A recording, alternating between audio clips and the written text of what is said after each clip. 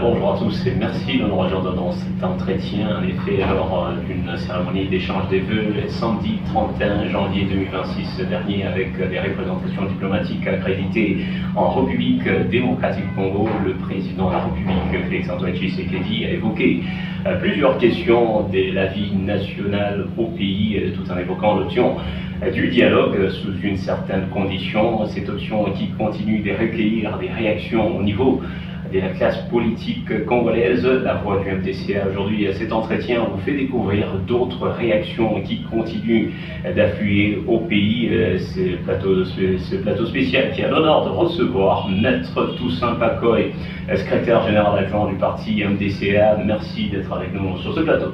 Merci Monsieur Billy.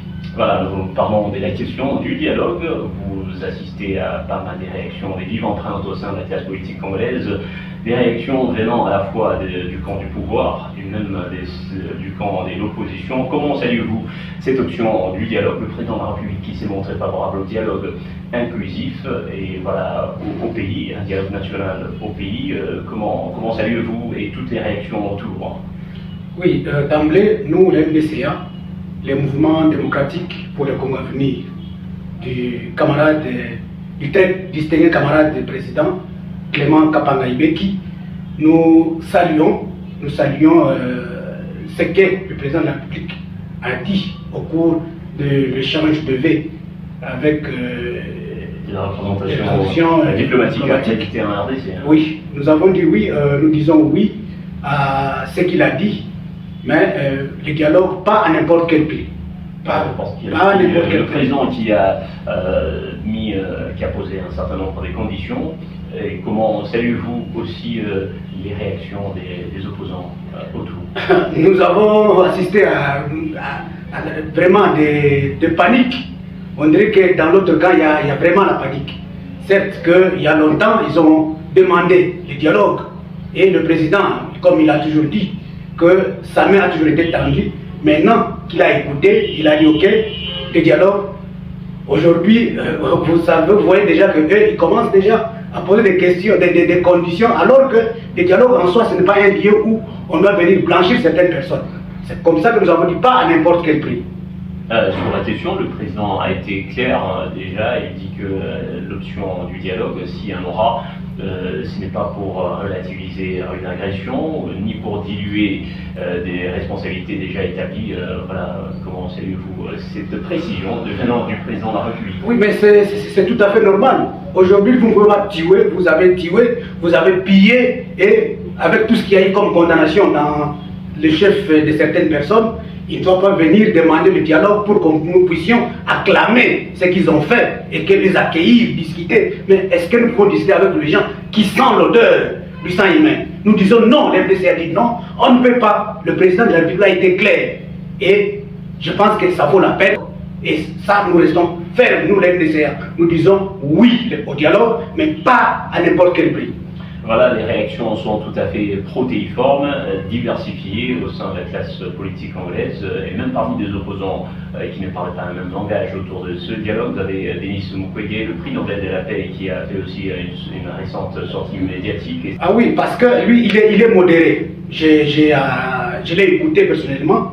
Il est modéré parce que des gens peuvent penser qu'on peut faire la guerre, on peut tuer, on peut piller, et qu'on vienne solliciter nous puissions avoir le dialogue.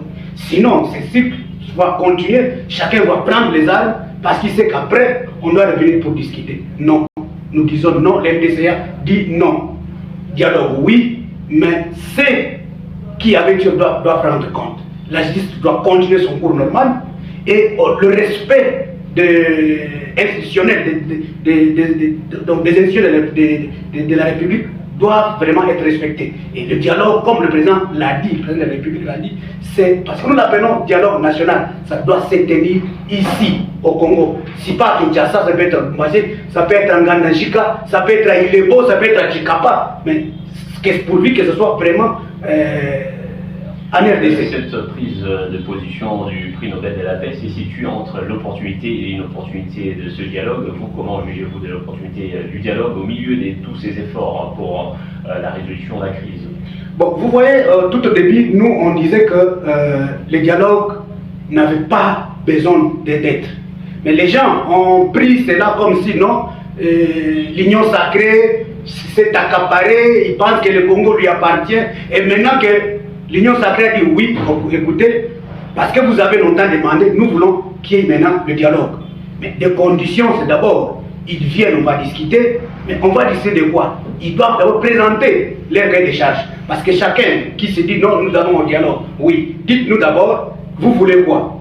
Vous voulez qu'on discute de quoi? Parce qu'on ne va pas prétendre au partage de postes. Nous avons un mandat qui est en plein exercice, le président est en plein exercice de son mandat. Il n'y a pas une crise de légitimité. Donc, si on doit les écouter, qu'ils nous disent ils veulent quoi en sollicitant ce dialogue, ces cahiers de charges doivent être présents. Parce qu'il faudrait, M. Billy, qu'il y ait au moins un contrôle populaire. On doit dire au peuple, voilà ceux qui longtemps ont demandé le dialogue, ils veulent ça, ils veulent ça, ils veulent ça. Et nous allons voir est-ce que c'est vraiment légitime ce qu'ils sollicitent. Vous comprenez, c'est ça au moins. Et voilà, donc c'est votre position, en même temps qui engage le parti, puisque vous êtes secrétaire général adjoint du parti MDCA, parti de l'Union Sacrée, c'est ça? Oui, nous sommes un parti de l'Union Sacrée. Nous accompagnons son Excellence, Monsieur le Président de la République, depuis qu'il a commencé son premier quinquennat et jusqu'à maintenant. Nous disons que le Président, certes, c'est un mandat, mais il a une vision. Il faudrait que cette vision, nous puissions aller jusqu'au bout. Parce que vous voyez, il y a longtemps, ceux qui se cachaient derrière la guerre, personne n'était capable de nommer que l'agresseur c'est tel. Mais avec l'arrivée de son Excellence, Monsieur le Président de la République, Antoine Tshisekedi Tshilombo, nous avons eu au moins à connaître que c'est elle qui nous fait la guerre. Et c'est elle qui nous fait la guerre, ces gens-là qui viennent avec des agendas cachés. Parce qu'il n'y a pas plus longtemps, vous avez entendu notre agresseur dire qu'il nous fait la guerre parce qu'il demande, il réclame cette aide. Et que ces gens-là qui sollicitent certaines personnes, bien sûr, qui sollicitent les dialogues, est-ce qu'ils ne viendront pas avec la demande de l'agresseur? Est-ce qu'ils ne viendront pas avec des agendas cachés? Parce que nous savons que derrière certains opposants, bien sûr armés, l'opposition armée, il y a toute machination derrière eux. Est-ce qu'en venant, ils ne viendront pas avec l'agenda de leurs parrains? L'Union sacrée ne cache rien. Ils ont longtemps demandé, parce que nous ne cachons rien, mais ils doivent reconnaître que nous avons un mandat, nous sommes à l'exercice d'un mandat. Le président de la République a une mission, une vision. Alors, on doit le laisser continuer. Et si dialogue il y a, c'est ici, en RDC, et que ça devrait être connu de tout le monde. Maître Toussaint Pakoy, qu'attendez-vous de ce dialogue au milieu de tous ces efforts fournis par les autorités pour résoudre la crise dans l'Est de la RDC, parce que les efforts sont à la fois au niveau national et puis au niveau international. Vous avez eu la signature d'accord de paix entre la RDC et le Rwanda le 4 décembre dernier. Vous avez récemment la résolution de l'ONU. Vous avez la relance pour parler encore des discussions à Doha entre le gouvernement congolais et des rebelles des M23 à Doha. Donc au milieu de tous ces efforts au niveau international, le président américain, dont les efforts ayant abouti à la signature d'accord de paix le 4 décembre ont été salués, ces bons offices. Alors au milieu de tout cet arsenal des stratégies et des solutions, qu'attendez-vous de ce dialogue national, bien sûr? Oui, le dialogue en soi, c'est que nous voulons que ceux-là qui le réclament, qui nous disent pourquoi ils le réclament, et que nous voyons si leurs revendications sont des revendications légitimes qui peuvent nous permettre à ce qu'il n'y ait pas le bruit des bottes, qu'il n'y ait pas de fusils, que les armes cessent. Si c'est pour ça qu'ils sollicitent le dialogue, nous disons ok, parce que nous voulons au moins avoir aujourd'hui un Congo qui rayonne mieux qu'avant, et que le président de la République doit continuer à poser ses actions comme il l'a toujours fait, et que que le Congo puisse rayonner, comme je l'ai dit. Selon vous, quelles ont toujours été les forces d'un dialogue? Là, nous parlons de toute l'histoire de la RDC depuis l'indépendance. À chaque fois qu'il y a un dialogue, quelles sont les forces à préserver du dialogue et quelles sont les faiblesses à éviter si jamais le dialogue il y aura? Oui, si jamais le dialogue il y aura, il faudrait qu'on respecte le cours normal du mandat de 5 ans qui est en cours, qui va continuer, et que nous puissions aujourd'hui respecter les acquis de la démocratie, parce que le Congo, c'est un pays qui prône la liberté, c'est un pays qui prône la démocratie, et tout cela devrait être respecté. Les institutions doivent continuer, on ne doit pas venir pour interrompre. Non, parce que de tous les temps, nous savons qu'il y a toujours du dialogue. Oui, c'est comme en famille, dans la maison, quand il y a des choses, les gens doivent discuter. Mais chacun devrait nous dire pourquoi il veut qu'on discute. Il doit donner son point de vue et il doit donner ce qu'il veut qu'on parle et qu'on doit voir si c'est vraiment légitime.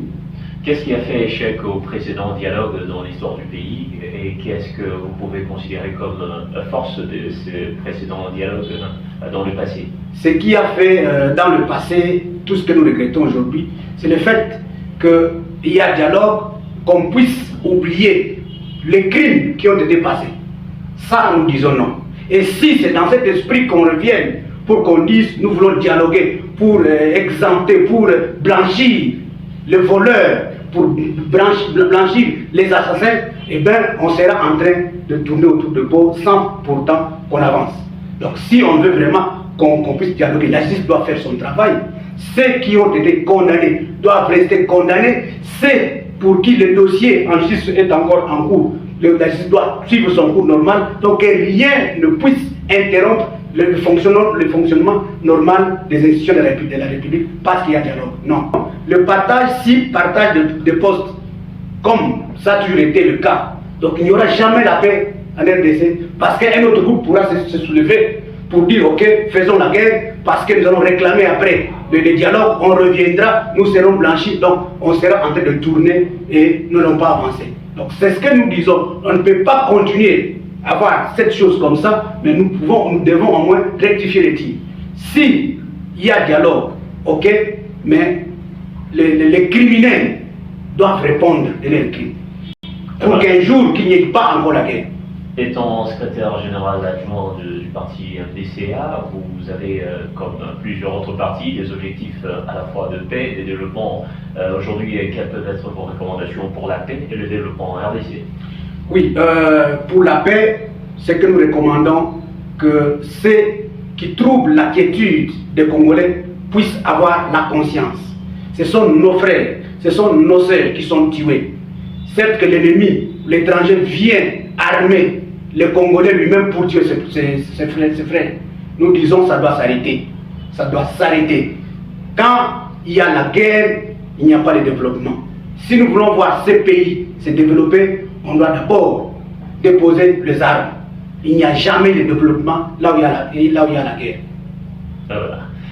Nous sommes arrivés à la fin de cet entretien, ce plateau spécial, la voix du MDCA, qui vous faisait découvrir d'autres réactions par rapport à la question du dialogue évoquée récemment par le président de la République, la question du dialogue qui a suscité des réactions et qui continue d'affluer au niveau de la classe politique congolaise. Ce plateau spécial qui a récédé Maître Toussaint Pakoy, secrétaire général adjoint du parti MDCA, parti de l'Union Sacrée, cher au président Clément Kapanga-Libeki, autorité morale. Merci d'avoir été avec nous, Maître Toussaint Pakoy. Merci, monsieur le vice, ça a été un plaisir. Un plaisir partagé, ce sera encore un honneur de vous retrouver prochainement pour parler d'autres sujets d'actualité. Merci. Merci, mesdames et messieurs. Par ici s'achève la voix du MDCA, cet entretien spécial, ce plateau spécial qui parlait République. Merci de l'avoir suivi. Au revoir et à la prochaine.